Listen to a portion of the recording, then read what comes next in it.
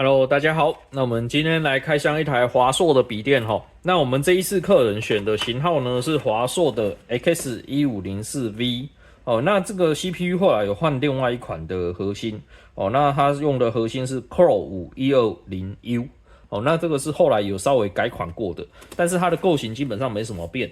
那更让我意外的是，我本来以为说换这种 CPU 它都会改成 DDR5 的记忆体，但是我们这一台电脑呢，它是 onboard DDR4 8G， 好，那可以让你再扩充第二条记忆体。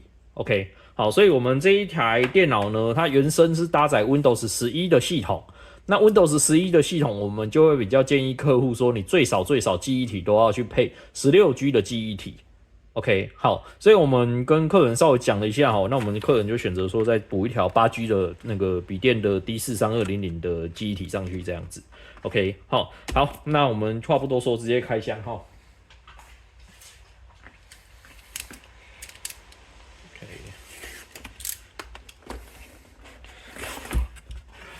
好，那这个就是很简单的一个纸盒配件哦。这个笔电本体先拿出来放旁边。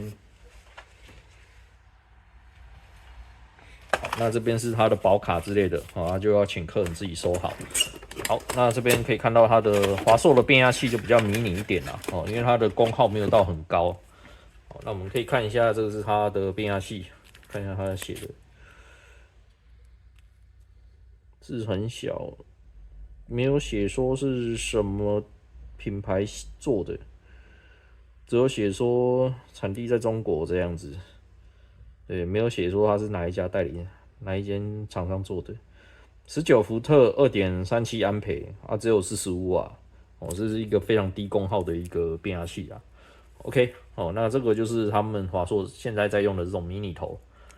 好，那这个就是比较轻便一点啦，对于用者来讲，用户来说45瓦就效能不可能多强啦，但是主要是流畅就行了。好 ，OK， 好，那我们这个盒子先把它放到旁边去哈。那我们先来看一下它的 I/O 配置的部分哈。基本上这个跟以前的笔电都不会差太多啦哈。来，我们可以看到呢，这边是它的变压器插的位置，然后一个 HDMI， 然后两个 Type A， 一个 Type C， 然后这是耳机的部分。好，那另外一面呢，就只有一个 Type A 跟电源指示灯，好，还有电池的指示灯。OK， 好，那我们这边呢，就稍微看一下。哦，那这个没有搭载独立的显示卡哦，所以它的价格相对也是比较便宜一点。好，那这边有一个它的实体开关哦，就是如果你不想要就是被人家看到哦，如果比较注重隐私，你可以把它拨过来，它这边用红色把它遮起来哦，视讯镜头就会没办法工作这样子。OK， 好，那其他就是跟一般华硕的笔电都一样，这个没什么特别可以讲的了。好，那就给我一点时间，我们慢慢的把它拆起来吧。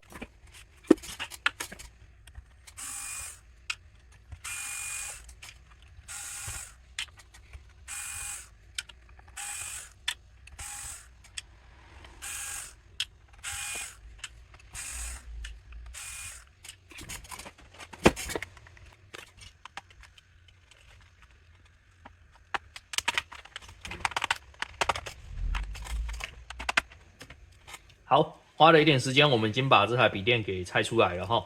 好，那这边呢，它的右上角这一块啊，是一个比较独立的小板，好，然后连接一条排线到它的主机板上。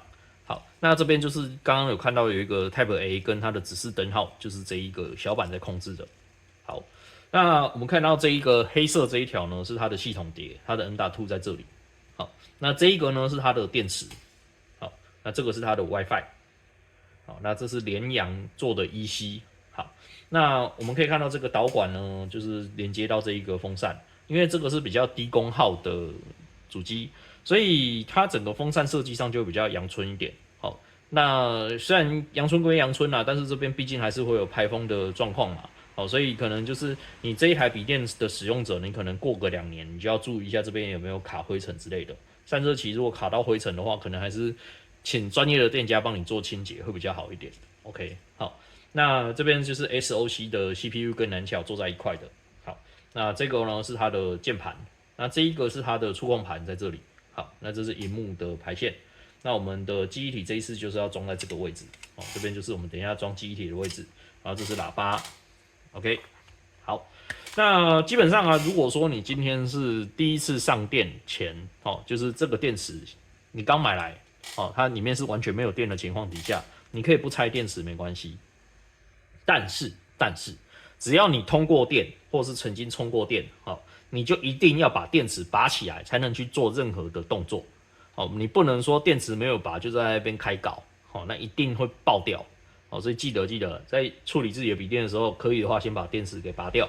那因为我们这个是全新未拆封的，好，所以它里面基本上是没有任何电。OK， 好，那我们这一次要帮客人要装的是这个美光的 D4 3200 8G 的笔电记忆体。好 ，OK， 那我们就直接帮客人装上去。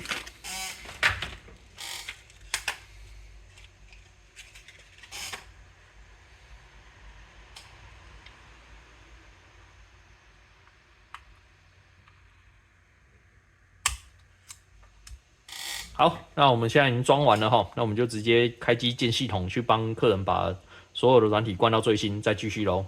好，很快的，我们已经把这台笔电也更新到最新版了哈，所有的软体也全部都更新完成了。好，那我们这一个客人呢，他是一个安亲班，那他平常就是要用这个笔电啊，帮小孩子去督促他们的作业，然后去对答案这样子。OK， 所以他这边就是会使用到微软的 Office， 那他自己有用那个 Office 365。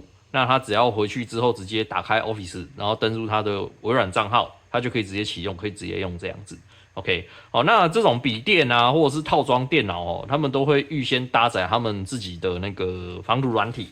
但说真的啦，现在的 Windows Defender 就已经很厉害了，所以像那种软体预载的，我都会主动帮客人给移除掉。我们不是很建议使用那些软体啦。哦，那我们内建的这个就非常的厉害了。OK， 所以这个就看个人啦。如果你还是比较偏好付费的防毒软体，那我们就不会帮你移除。可是，这个可能还是看个人啦。好 ，OK， 好，那都弄得差不多啦，那我们就可以准备请客人来取机了。谢谢。